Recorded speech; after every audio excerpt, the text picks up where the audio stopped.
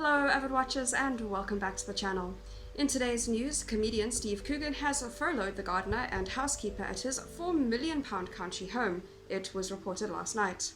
Both members of staff worked full-time at the left-wing actor's house in West Sussex, which has a swimming pool and a tennis court, before the virus struck. They were unable to carry out their duties because of social distancing rules, and so Alan Partridge Starr, 54 years old, reportedly took advantage of the government's furlough scheme to put them on leave. He said, "I for everything," and took pop at other actors, claiming he didn't get anything for free.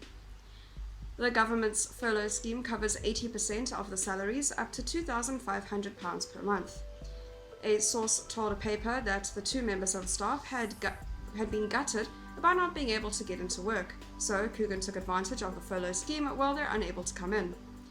It allows employees who cannot work in the lockdown to stay on a company's payroll rather than being laid off.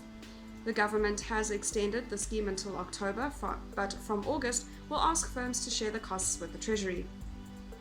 It comes after Victoria Beckham reversed her decision to furlough staff at her fashion firm, despite her family being worth more than £300 million.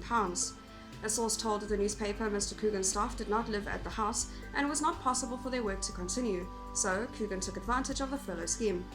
A grass verge adjoining the drive leading the Coogan's house looked overgrown and unkept, and fallen leaves were also scattered along the gravel and were being blown around by the wind on Thursday.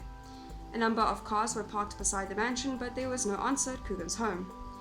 Last August, he dodged a driving ban for a speeding offence in his Porsche near the East Sussex home after successfully claiming that he could not film the next Alan Partridge series if he could not get behind the wheel. After a backlash, Victoria Beckham Limited said its board now believed that with the support of our shareholders, we can navigate through the crisis without drawing from the furlough scheme.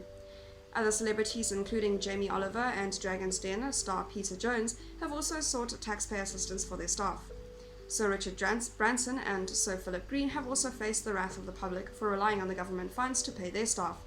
The government's job retention scheme was unveiled by Chancellor Rishi Sunak in March in response to the millions of people out of work because of the lockdown.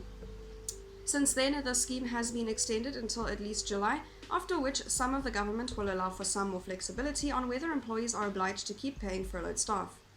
But Mr. Sunak has said the scheme will continue running under a reviewed format until at least October.